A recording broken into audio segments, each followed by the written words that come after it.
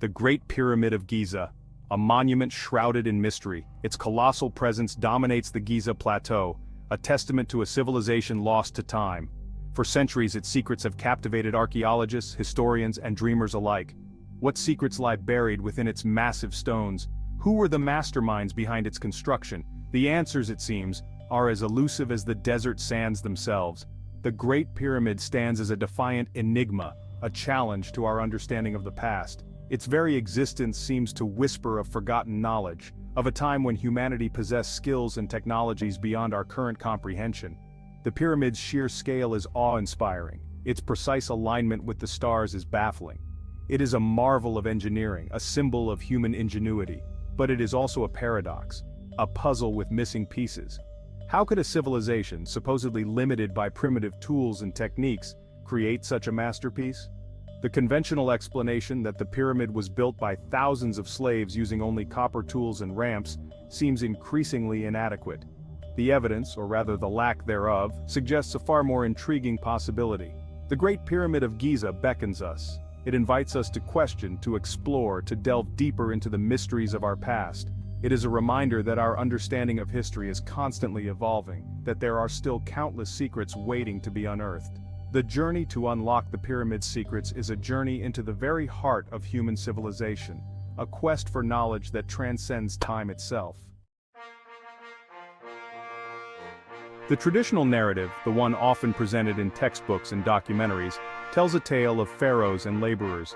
It paints a picture of a powerful ruler, Khufu, commissioning a monumental tomb for his afterlife. Thousands of slaves, driven by fear and obedience, toiled for decades, hauling massive stones, carving them into precise shapes, and fitting them together with astonishing accuracy. This narrative, while seemingly plausible, is not without its flaws. Critics argue that it relies heavily on conjecture and assumptions, often overlooking or downplaying inconvenient truths. The lack of definitive archaeological evidence directly linking Khufu to the pyramid's construction is one such sticking point. While his name appears on a few internal markings, some scholars believe these could be later additions, perhaps even forgeries. Furthermore, the logistics of such an undertaking, given the technology supposedly available at the time, strain credulity.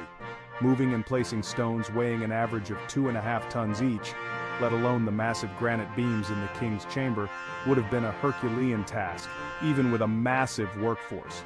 The sheer precision of the pyramid's construction, its alignment with the cardinal points, and the intricate astronomical alignments all point to a level of sophistication that seems incongruous with our understanding of the Old Kingdom Egyptians. The conventional narrative, while providing a framework for understanding the pyramid's origins, ultimately fails to address the many anomalies and inconsistencies that continue to baffle researchers. It is a narrative that seems increasingly at odds with the emerging evidence, a story that may need to be rewritten. The more we learn about the Great Pyramid, the more questions arise. The traditional narrative, once seemingly solid, begins to crumble under the weight of its own inconsistencies. The lack of any depictions of pyramid construction in contemporary Egyptian art is a perplexing omission. One would expect such a monumental undertaking to be documented, celebrated even, in the art and hieroglyphs of the time, yet it is conspicuously absent. Another point of contention is the very purpose of the pyramid itself. While often referred to as Khufu's tomb, no burial has ever been discovered within its chambers. The sarcophagus in the king's chamber, often cited as evidence of Khufu's interment, is bare, uninscribed, and shows signs of being too large to have fit through the passageways leading to the chamber. Could it be that the pyramid served a different function altogether, one unrelated to funerary rites? The tools supposedly used by the Egyptians present another puzzle. While copper tools were certainly available, they would have been woefully inadequate for the task of shaping and moving the massive stones used in the pyramid's construction. Some researchers have suggested the use of more advanced tools, perhaps even iron, but no evidence of such technology has ever been found at the site. The cracks in the traditional narrative are becoming increasingly difficult to ignore. The evidence, or lack thereof, points to a more complex and nuanced story, one that challenges our assumptions about the capabilities of ancient civilizations. Section 4. Precision and Position, an Architectural Marvel. Putting aside the contentious issue of its construction, the Great Pyramid stands as an undeniable architectural marvel. Its scale is staggering, comprising over 2 million stone blocks, some weighing as much as 80 tons. But it is the precision of its construction that truly boggles the mind. The pyramid's base is almost perfectly square, with each side measuring within inches of 756 feet. The pyramid is also aligned almost perfectly with the cardinal points. Its 4 sides face true north, south, east and west with an accuracy of less than 0.1 degrees. This feat is even more remarkable when one considers that the Egyptians lacked modern surveying equipment. How they achieved such accuracy remains a mystery. Furthermore, the pyramid's position on the Earth's surface is equally intriguing. It is located at the exact center of the Earth's landmass, a fact that some believe is more than just coincidence. Whether intentional or not, this precise positioning suggests a level of geographical knowledge that was thought to be beyond the reach of ancient civilizations. The Great Pyramid is more than just a pile of stones. It is a testament to the ingenuity and skill of its builders, whoever they may have been. Its precise dimensions and alignment continue to fascinate and inspire awe in all who behold it. Section 5. The Giza Plateau, a unique geographic location. The Giza Plateau, the site of the Great Pyramid and its 2 smaller companions, is itself a place of mystery and intrigue. Located on the west bank of the Nile River just outside of modern-day Cairo, the plateau seems to have been deliberately chosen for its unique geographic and astronomical properties. One of the most intriguing aspects of the plateau is its relationship to the constellation of Orion.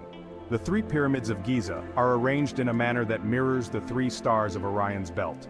This alignment is not exact, but it is close enough to suggest a deliberate connection. The ancient Egyptians believed that Orion was the celestial home of Osiris, the god of the underworld and rebirth.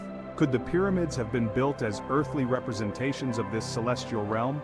The Giza Plateau is also situated at a point of powerful telluric energy, a confluence of natural energy lines that crisscross the globe. Some researchers believe that the ancient Egyptians were aware of these energy lines and that they deliberately chose the Giza Plateau as a site for their monumental constructions to harness this energy. The plateau's unique location, both geographically and astronomically, adds another layer of intrigue to the mystery of the Great Pyramid. It suggests a civilization attuned to the rhythms of the cosmos, a culture that possessed knowledge and wisdom far beyond what we give them credit for. Section 6. Advanced Prehistoric Civilizations. A compelling hypothesis. The many unsolved mysteries surrounding the Great Pyramid have led some researchers to propose a radical yet increasingly compelling hypothesis, that the pyramid was not built by the Egyptians as we know them, but by a more advanced prehistoric civilization. This civilization, lost to history, possessed knowledge and technologies far surpassing those of dynastic Egypt. Proponents of this theory point to the sheer scale and precision of the pyramid's construction as evidence of a lost technology. They argue that the Egyptians, with their limited tools and techniques, could not have possibly created such a monument. Instead, they propose that the pyramid was built using a technology that has since been lost to time, perhaps involving sonic levitation, geopolymer construction, or even some form of unknown energy source. This theory is further bolstered by the discovery of ancient maps, such as the Piri Reis map, which depict the continents in their correct proportions and positions, including Antarctica, long before these landmasses were officially discovered. These maps suggest a level of cartographic knowledge that was thought to be impossible in the ancient world, lending credence to the idea of a lost civilization with advanced technology. While the idea of an advanced prehistoric civilization may seem far-fetched to some, it offers a compelling explanation for the many anomalies and inconsistencies surrounding the Great Pyramid. It is a theory that, while still controversial, deserves serious consideration.